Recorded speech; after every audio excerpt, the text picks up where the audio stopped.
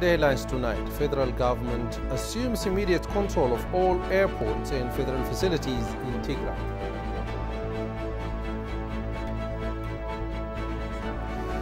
Africans express resolve to put an end to foreign interference.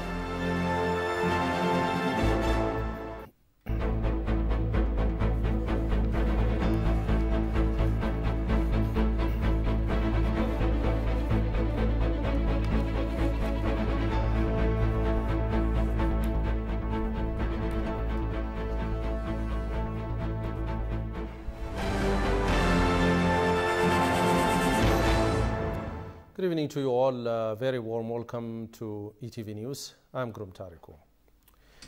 Prime Minister Abiy Ahmed visited a soybean cluster farm in Tsagare Warada, Central Gondar zone of the state of Amhara. During the visit, Prime Minister Abiy Ahmed was accompanied by Deputy Prime Minister Demeke Mekonnen and other senior government officials. The Premier underscored that extensive efforts are being made in the Amhara state to produce soybeans. Writing on his social media platform, Abiy said the visit to the soybean cluster farm, which covers around 38,000 hectares in Tsagare Warada, Central Gondar zone, illustrative of success made. It indicates that the commendable results we have achieved in wheat production will be replicated in other products as well, the Premier added.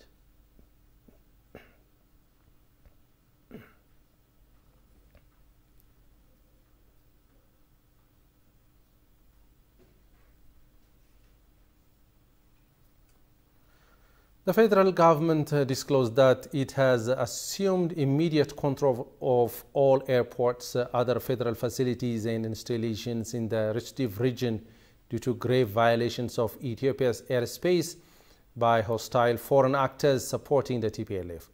A statement issued today by the Government Communication Service said the government of Ethiopia is thus forced to take defensive measures to safeguard the sovereignty and territorial integrity of the country. It also stated that the measures will enable the government to expedite humanitarian aid to people in need. While pursuing these objectives, the government of Ethiopia is committed to the peaceful resolution of the conflict through the AU-led peace talks, according to the statement. Furthermore, the government of Ethiopia shall work closely with the humanitarian operators to ensure humanitarian access in areas under its control and to ensure the safety of humanitarian workers. It urged the civilian population in Tigray to distance themselves from TPLF military facilities. The government deeply regrets any harm that might have been inflicted upon civilians, including humanitarian personnel, and will investigate such incidents to establish facts and provide redress when and if such unintended harm occurs. Finally, the government reiterated its inherent constitutional duty and commitment to protect our citizens in Tigray. The statement recalled that the current round of conflict in northern Ethiopia is triggered by the full-fledged attack the TPLF launched on August 24, 2022, breaking the humanitarian truce that the government of Ethiopia declared in March 2022. Furthermore, the TPLF announced to the group of special envoys and Addis Ababa-based diplomats its intentions to launch an offensive. In a letter addressed to several international personalities, the TPLF also reiterated this intention. The TPLF is thus solely responsible for the current situation. If given time and space, it will do the same again as exhibited in its latest communication.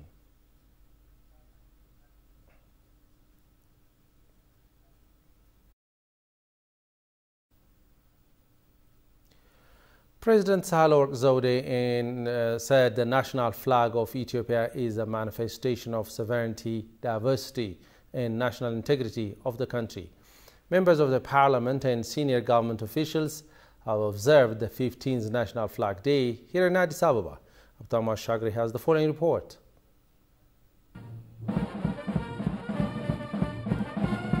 Members of the House of People's Representatives and other senior government officials observed the 15th National Flag Day timid. Our flag is the manifestation of our diversity and pillar of our sovereignty.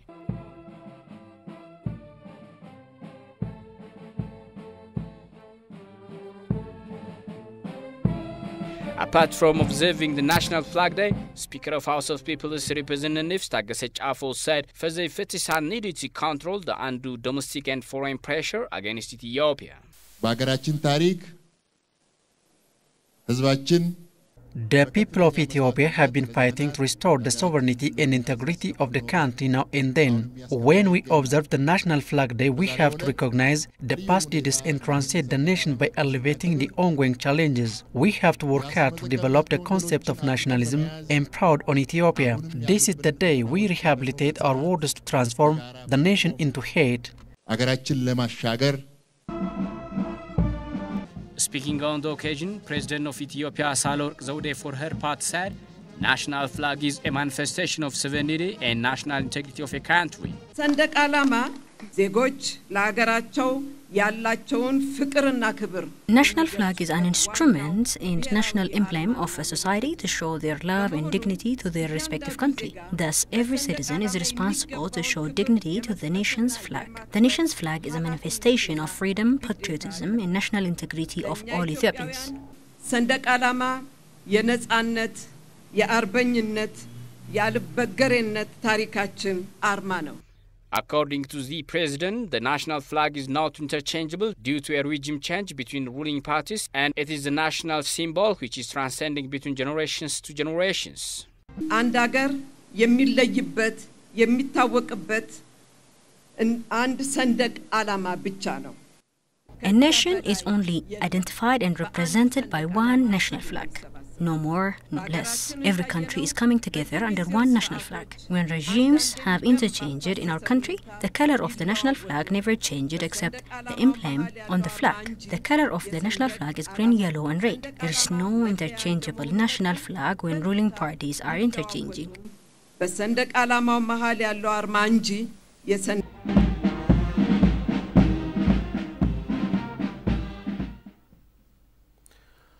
Minister of Planning and Development disclosed that there has been a significant increase in tax revenue, export and remittance during the past 3 months.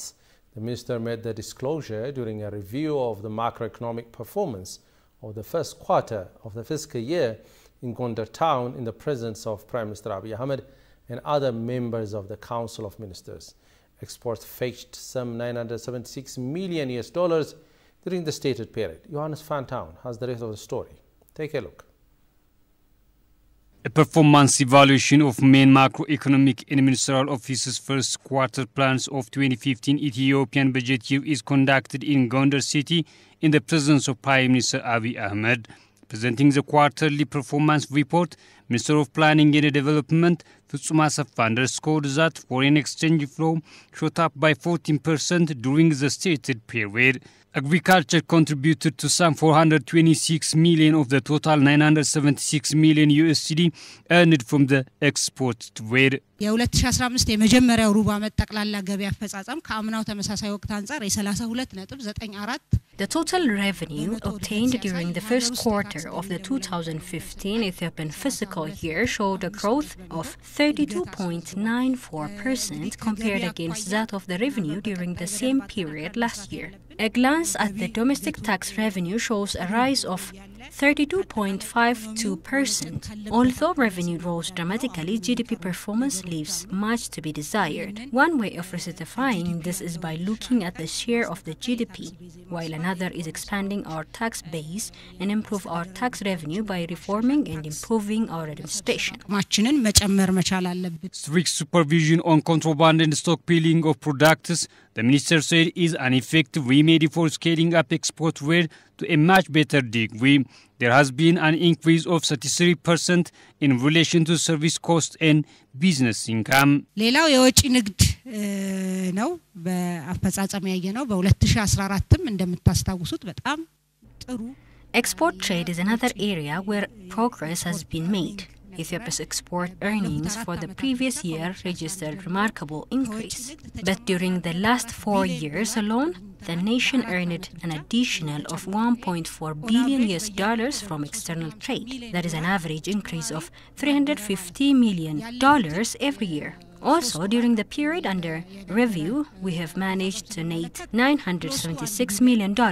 A deeper and sector-wise glance reveals that coffee fetched $426 million, which is an increase of $98 million compared to the revenue from the same period last year. Although revenue from oilseeds dropped a little bit, revenue from horticulture soared. አበባ ምርት በከፍተኛ ሁኔታ ጨምሯል ወደ 40 ሚሊዮን የሚጠጋ ጭማሪ ያሳያል The minister pointed out that foreign direct investment has grown at a reasonable rate during the quarter, further stating that the finance remains one of the sectors that have achieved the highest growth.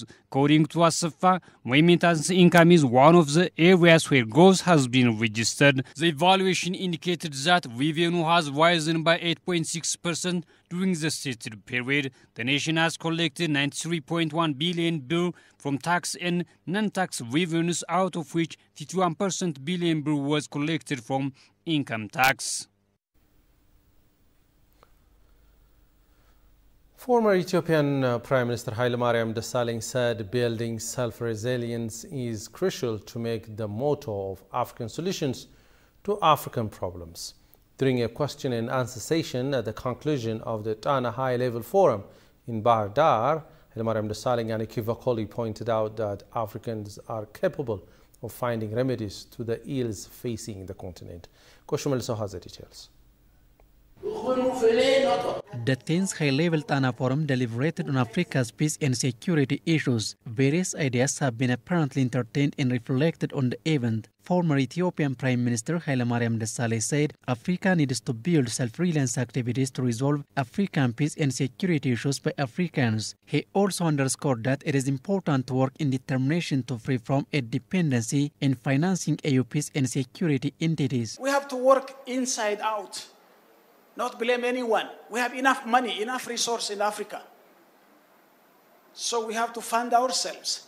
We have to decolonize our mind. Ownership is the main message we have to take from this Tana Forum. UN Country Director in East Africa, Hannah Teteh, and US Special Envoy in the Horn of Africa echoed their ideas on the panel discussion. Participants of the forum challenged that the interference of Westerners are exacerbating African problems. That Africa should tell Europe, America, Russia, China, please leave us alone. Let us resolve our problems. Question number one. Are you really engaging with international development and cooperation? Is really human rights true? Does human rights in America even matter for the black? US Special Envoy in the Horn of Africa, Mike Hammer, said US is interested to continue as a good partner for Africa to resolve Africa's security issues. Take responsibility. It is your country. You need to do the work that is required.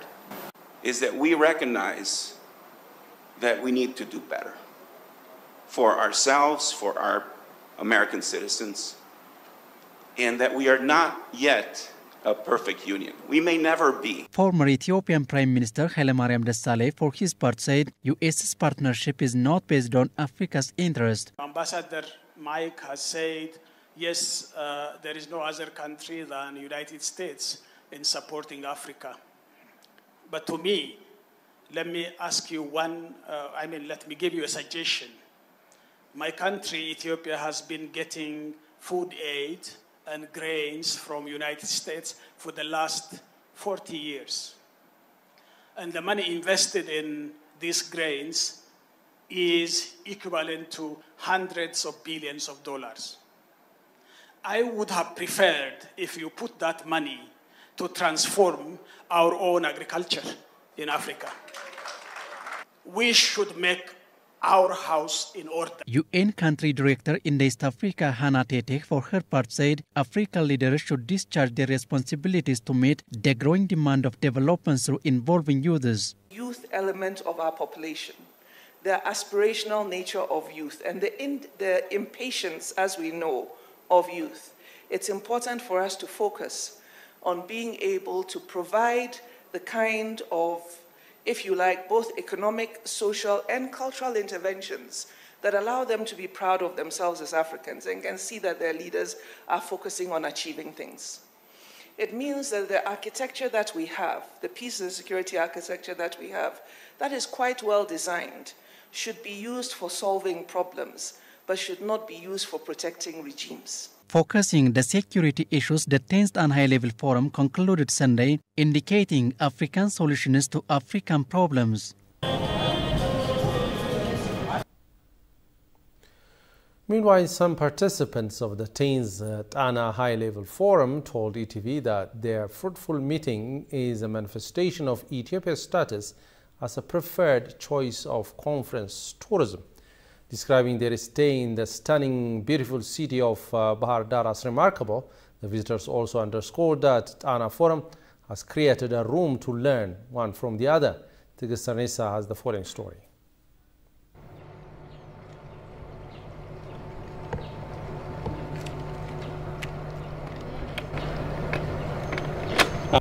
Visitors that attended the 10th Tana High-Level Forum told ETV their first impression of the beautiful city Bahar Dar. The city is a beautiful place. The weather is cool and conducive. The people are friendly, even though I cannot speak the local language. Bahar Dar is my first time here, and a very beautiful city, wonderful impression of the town. It's got a very lively green ambience and very peaceful. The people are quite hospitable, and it's also a thriving city, reasonably well developed with quite functional infrastructures. So I've enjoyed it here. Well, this is not my first time in Bahar Dar. To stay in this beautiful hotel and to really appreciate the potential it has to become a major tourist center. And of course, coming now for the second time, I can see I've also had more opportunity to move around a little bit. It's a great city. They also expressed that the forum has been pretty insightful. The forum has really been insightful. I have learnt a lot, heard sound arguments and the way forward. Fine, everything still boils down to culture. Our culture has a lot to do in paving the way forward. Now, when we go back to culture, yes, from different sections of the forum, we know culture has different meanings, yes. But what I have seen here is that it gives force, it makes me more confident that what I am doing at the university is actually on the right path. It was also noted that holding such forum will be able to help Africa reposition itself. From this forum, I think that Africa is really repositioning itself, and to transition from the montage of conflicts that have ravaged the continent to sustainable peace. And for me, that is particularly something quite striking and quite impressive. And this is a forum that brings together very eminent subject specialists, civil society activists, international civil servants, and many high-level diplomats, and then very top statesmen and government officials. There is no other forum of this kind and no other platform of this kind in Africa, and there has not been any, to the best of my recollection, in post-colonial Africa, where all the very important stakeholders, both national, regional, and international, come together to rub minds on issues of peace and security in Africa and how to transition Africa from destructive, destabilizing conflict to sustainable peace. I think this is quite commendable. Forums as such being undertaken these days have been able to help the whole African continent take advantage of the 21st century. In a forum like this, where you have the attendance from very high level, politicians, including the Prime Minister himself, you have retired President Mahama was there, the ex-Prime Minister, and so on. you have the academic think tank giving the opportunity to tease out the issues and to also ask very critical questions that, that is thrown out to the floor, and you have the youth. So for me, I think this is a very timely conversation. The continent is really bracing very hard to take advantage of this 21st century.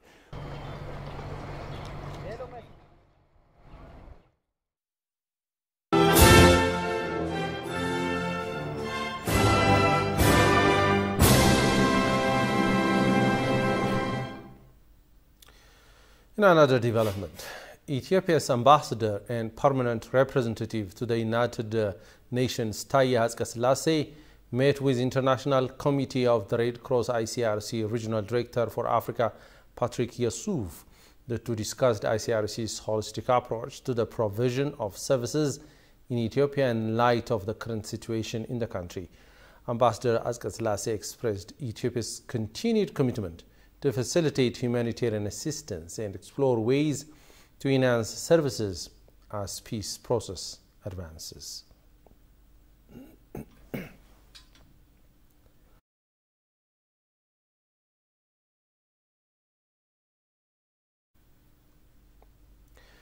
For over 20 years, Indian companies have flocked to Ethiopia, making it an investment destination.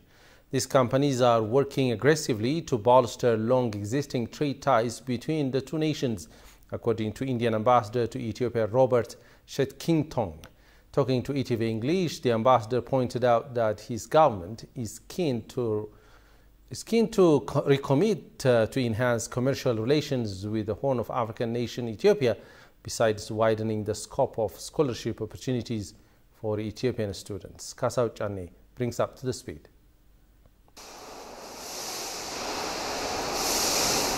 Indian investment has created various job opportunities for Ethiopians during the past 2 decades. The companies have managed to become one of the top 3 foreign investors in Ethiopia, with the new Indian multinationals making their presence felt in the country.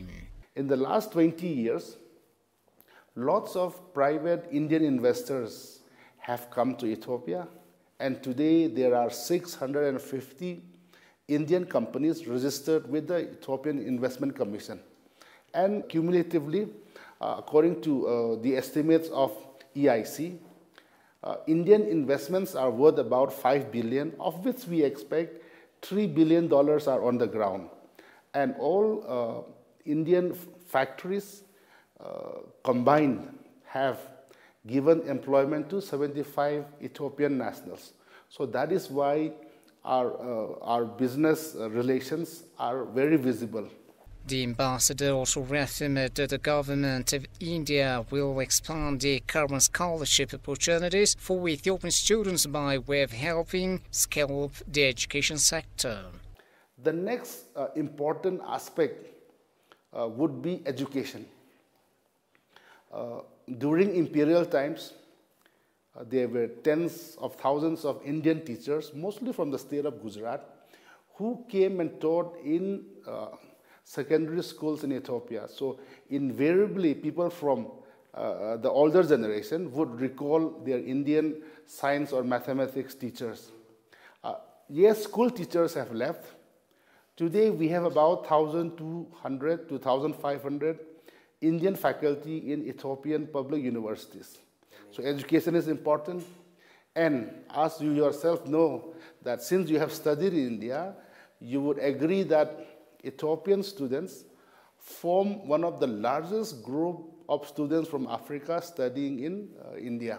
India remains committed to assisting the development endeavors of African nations. India has always stood for the developing South. We have always looked at our sisters and brothers in Africa, in Asia, and in the Caribbean as our own.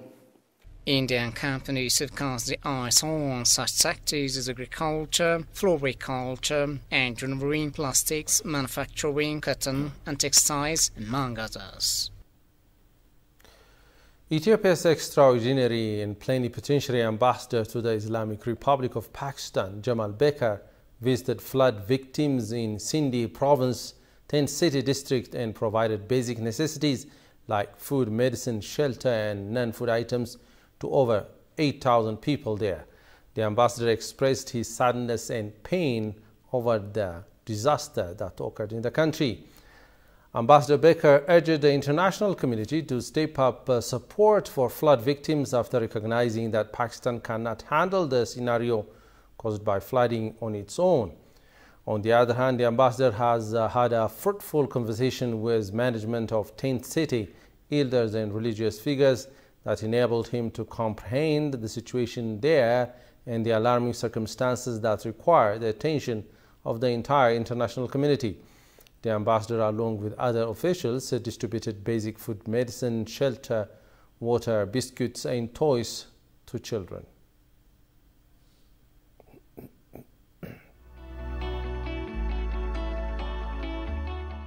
New ideas, new perspectives and new viewpoints. We are coming to you with renewed commitments through our new programs, Explore Ethiopia and Diplomatic Insight, because we believe that you deserve to know the truth. For global perspectives on local matters regarding Ethiopia, join us on Addis Dialogue, featuring distinguished guests from Africa and the entire globe on ETV Language, the voice of diversity and renaissance.